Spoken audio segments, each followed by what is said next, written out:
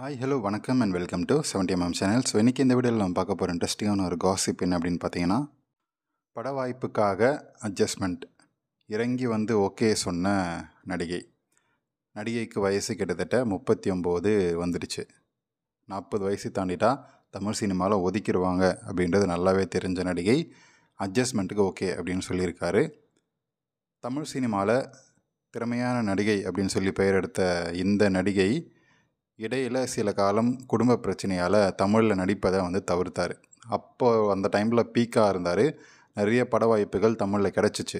இந்த குடும்ப இஷ்யூவால் வேணாம் அப்படின்னு சொல்லி வாண்டடாக ஒதுங்கிட்டார். தெலுங்கு பக்கம் ஓடிட்டார்.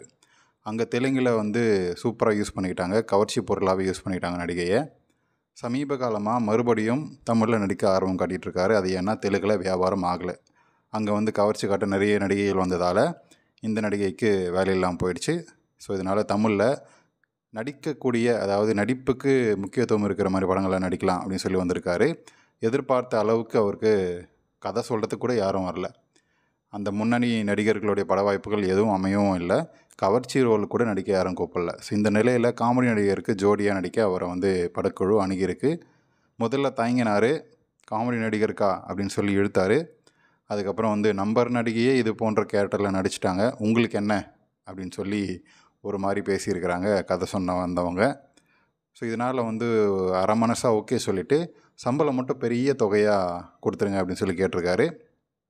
பட வாய்ப்பே இல்லாத இந்த சமயத்தில் இந்த பந்தா காட்டுறாரே அப்படின்னு சொல்லி நொந்து போன படக்குழு, படத்தோடைய பட்ஜெட்டே வந்து நீங்கள் சம்பளமாக கேட்குறீங்க அப்படின்னு சொல்லி அது கொடுக்க முடியாது அப்படின்ற மாதிரி, கொஞ்சம் குறைச்சிக்கோங்க அப்போ பார்க்கலாம் அப்படின்ற மாதிரி பேசியிருக்கிறாங்க.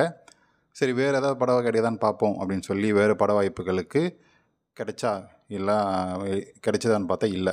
ஸோ வெப்சீரிஸ் பக்கம் போன ராமணி அங்கே உரிச்ச கோழி ஆக்கிட்டாங்க. வெறும் பிராவோட நடிகையை நடிக்க வச்சுட்டாங்க. நம்ம பார்த்துருப்போம் இல்லையா, வெறும் பிராவோட ஓட விட்ருக்காங்க. ஸோ இதுக்கப்புறம் வெப்சீரிஸில் தொடர்ந்து நடித்தா மொத்தமாக கழட்டி விட்ருவாங்க அப்படின்றதான் எல்லாருமே எதிர்பார்க்குறாங்க. ஆனால் அந்த வெப்சீரிஸ்க்கும் நடிகை நிறைய அட்ஜஸ்ட்மெண்ட்டுகள் பண்ணாங்க அப்படின்ற மாதிரியான கருத்து இருக்குது. ஸோ நீங்கள் வந்து திரையில் பார்க்குறதே வெறும் உள்ளாடையோடு வந்து நடிகையை வந்து 5 நிமிஷம் ஆட விட்ருப்பாங்க. ஸோ திரை மறைவில் உள்ளாடை கூட இல்லாமல் இருக்கக்கூடிய வாய்ப்புகள் அதிகமாக இருக்குது அப்படின்னு சொல்லி கோடம்பாக்க வட்டாரம் பேசப்பட்டுட்டு வருது.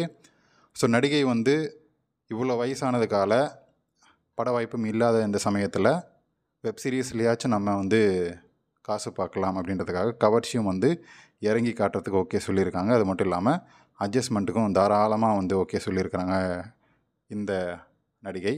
ஸோ இந்த நடிகையை பற்றி, இவங்க காட்டக்கூடிய கவர்ச்சி அட்ஜஸ்ட்மெண்ட் பற்றி உங்களுடைய கமெண்ட்ஸ்ன்றதை கமெண்ட் செக்ஷனில் மென்ஷன் பண்ணுங்கள். வீடியோ பிடிச்சிருந்தால் லைக் பண்ணுங்கள், ஷேர் பண்ணுங்கள், சப்ஸ்கிரைப் பண்ணுங்கள். டிஸ்கிரிப்ஷனில் கொடுத்துருக்கக்கூடிய இன்ஸ்டாகிராம் பேஜுக்கும் 70mm ஸ்டோரிஸ் சேனலுக்கும் வந்து சப்ஸ்கிரைப் பண்ணிக்கோங்க. தேங்க்யூ.